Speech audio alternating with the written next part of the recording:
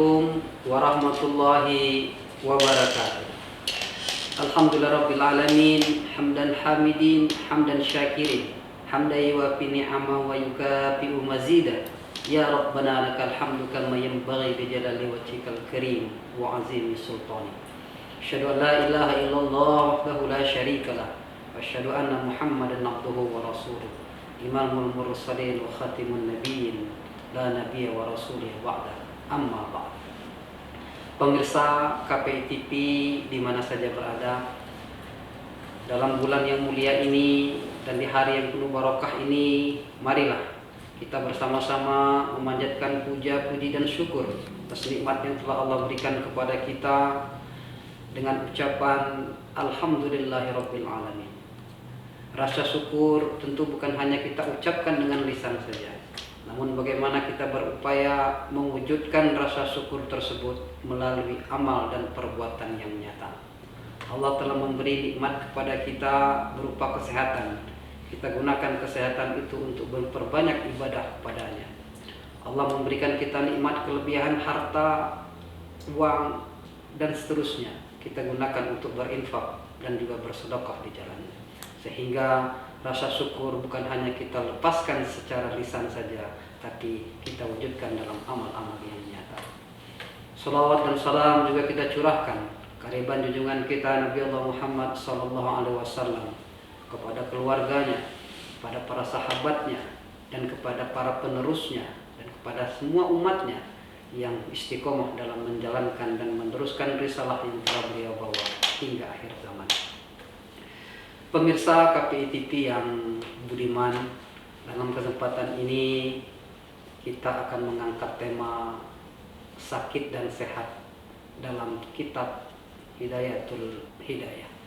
Sebagaimana kita ketahui bahwa Allah Subhanahu wa Ta'ala menciptakan makhluknya yang bernama manusia ini dalam sebaik-baik bentuk, dalam sebaik-baik rupa. Hal ini dijelaskan dalam Al-Quran yang berbunyi laqad khalaqnal insana fi ahsani taqwim, bahwa sesungguhnya Allah telah menciptakan manusia itu dalam sebaik-baik bentuk. Penciptaan manusia itu memang memiliki unsur-unsur kemanusiaannya. Paling tidak ada dua unsur yang terdapat di dalam penciptaan manusia. Yang pertama unsur jasadiah, dan yang kedua unsur ruhiyah. Unsur jasadiah seperti yang kita lihat pada saat ini, Allah telah menciptakan manusia itu lengkap dengan tangannya, lengkap dengan kakinya, kepala, mata, dan hidung. Itu semua diciptakan oleh Allah sebaik-baik bentuknya, sesempurna-sempurna mungkin dibanding dengan makhluk-makhluk yang lain. Begitu juga Allah menciptakan bukan hanya jasadiah saja, Allah juga memberikan unsur-unsur ruhaniyah kepada manusia, unsur-unsur batiniah kepada manusia. Allah memberikan hati, yang dengan hati itu akan menjadi penggerak bagi manusia dalam bertutur kata, dalam berperilaku. Apakah perilaku itu yang baik ataupun perilaku yang tidak baik, semua tergantung di dalam ruhiyahnya, di dalam batinnya. Pemirsa KPI TV yang berbudiman, di samping unsur-unsur tadi, Allah juga memberikan bentuk-bentuk dalam penciptaan manusia tersebut berupa sehat dan juga sakit. Sehat atau kesehatan ini merupakan kenikmatan yang Allah berikan kepada kita dalam bentuk kenikmatan yang paling harus kita syukuri setelah nikmat iman dan Islam. Karena apa? Karena kesehatan ini merupakan nikmat yang begitu berpengaruh dalam setiap aktivitas kita. Dalam aktivitas kita beribadah, dalam aktivitas kita berinteraksi, melakukan pekerjaan sehari-hari hanya memungkinkan dikerjakan jika kita dalam keadaan sehat. Kita melaksanakan ibadah sholat misalnya, hanya bisa dilakukan kalau kita dalam kondisi sehat. Kita sekarang dalam kondisi berpuasa, itu juga bisa dilaksanakan secara maksimal jika kita dalam kondisi sehat. Begitu juga dengan ibadah haji misalnya, bisa kita lakukan dari awal sampai akhir jika kita dalam keadaan sehat. Ini memberikan makna kepada kita bahwa nikmat sehat ini sangatlah berpengaruh dalam hidup dan kehidupan kita, dalam kita menjalankan fungsi baik sebagai insan manusia maupun sebagai insan yang berbakti beribadah kepada Allah Subhanahu wa taala. Lawan dari sehat adalah sakit. Dan ini sebuah sunatullah, sebuah ketetapan yang sudah Allah berikan kepada manusia, bahwa jika ada sakit pasti kita akan juga mengalami, jikalau kita sehat maka pasti kita juga akan mengalami sakit dalam kehidupan ini. Imam Al-Ghazali dalam kitabnya Bidayatul Hidayah menjelaskan bagaimana penyakit dalam konteks hidup dan kehidupan. Beliau membagi penyakit itu menjadi dua, penyakit zahir dan juga penyakit batin atau penyakit ruhiyah. Beliau menyampaikan perbedaan-perbedaan bagaimana penyakit zahir dan juga penyakit batin ini. Yang pertama, penyakit zahir ini secara medis banyak dokternya, bisa diobati secara medis. Karena penyakit zahir, jika kita sakit kepala misalnya, itu pasti ada obatnya dan juga akan ada ditangani oleh dokternya. Kita sakit jantung, kita sakit paru-paru, kita sakit ginjal dan lain sebagainya juga memiliki dokternya. Ya. Tapi lain halnya jika kita yang sakit itu adalah batin kita. Nah, kalau yang sakit hati kita, batin kita, ruhiyah kita, maka tidak ada dokternya menurut Imam Al-Ghazali. Ya. Tidak ada yang bisa mengobati sikap angkuh, sombong. Tidak ada yang bisa mengobati sikap pelit, kikir, dan lain sebagainya.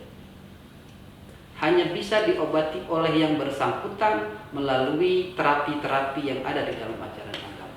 Selebihnya tidak bisa diobati oleh dokter, tabib, apapun namanya. Ini perbedaan yang pertama. Yang kedua, penyakit zahir ini, penyakit jasadiah kita, itu kita yang lebih tahu. Orang yang menghidap penyakit tersebut yang akan lebih paham dan lebih tahu dengan sakitnya. Misalnya saya lagi terkena penyakit gula darah, diabetes. Mungkin orang tidak tahu kalau saya lagi menghidap penyakit diabetes. Penyakit jantung misalnya. Orang tidak akan tahu kalau kita sedang penyakit jantung. Hanya diri kita yang tahu. Ya. Tapi berbeda juga dengan orang yang terkena penyakit hati, penyakit zahir, penyakit batin.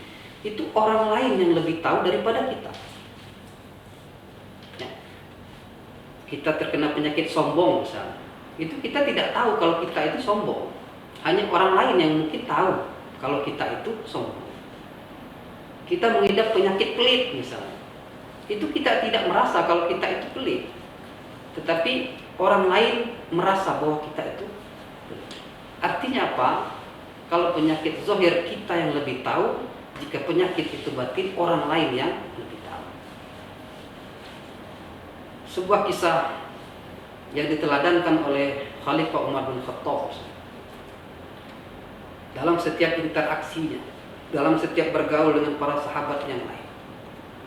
Tidak jarang beliau menyampaikan kepada para sahabatnya di akhir perbincangan ataupun di akhir berinteraksi. Beliau menyatakan, "Wahai sahabat, apakah di antara kalian melihat diriku dan melihat pada diriku terdapat tanda-tanda kekafiran? Terdapat sifat-sifat yang tidak mengenakkan bagi kalian?" Sebegitunya yang diteladankan oleh seorang Khalifah Umar bin Khattab untuk mengetahui bahwa dirinya ini mendapati penyakit dalam hatinya. Dia bertanya kepada para sahabat yang lain, Bahkan tidak jarang sahabat yang menyampaikan itu diberi hadiah oleh seorang khalifah Umar bin Khattab. Subhanallah. Ini merupakan sebuah keteladanan. Mungkin jika mengaca kepada diri kita, jika ada orang yang mengatakan kita, Anda sombong, Anda pelit, mungkin kita akan menghadapinya dengan meresponnya dengan cara-cara yang negatif, dengan cara-cara yang keras. Mahasiswa memprotes, ini dosennya sombong, dosennya pelit. Kalau disampaikan secara langsung, saya yakin akan dapat nilai E mahasiswa. Tapi itulah yang dicontohkan oleh Khalifah Umar bin Khattab dalam perjalanan hidup.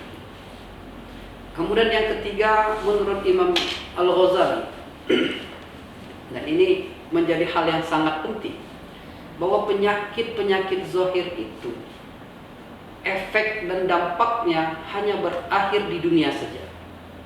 Tetapi kalau penyakit batin itu akan berdampak atau berefek di dunia sampai ke akhiratnya. Ya. Kalau kita menghidap penyakit jantung, penyakit ginjal, atau penyakit-penyakit berbahaya lainnya, itu hanya berdampak kepada kematian di dunia saja. Kalau penyakit-penyakit zahir, pasti endingnya atau akhir dari sebuah penyakit itu adalah kematian. Sebatas itu saja kalau penyakit ini. Tapi kalau penyakit batin, itu akan berdampak kepada akhiratnya.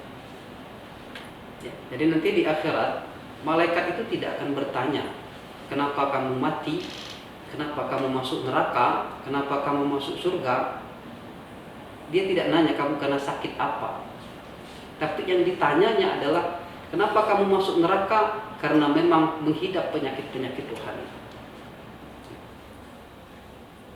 Di dunia, orang yang terkena penyakit batin itu saja sudah terasingkan. Siapa yang mau bergaul, berteman secara dekat dengan orang-orang yang sombong? Siapa yang mau berteman dengan orang-orang yang pelit, yang hasut, dan seterusnya? Di dunia saja sudah terlihat bagaimana dampak dari penyakit-penyakit batin tersebut. Senang melihat orang susah, susah melihat orang senang. Itu tanda-tanda penyakit-penyakit batin yang ada di dalam hati. Begitu juga di akhirat nanti.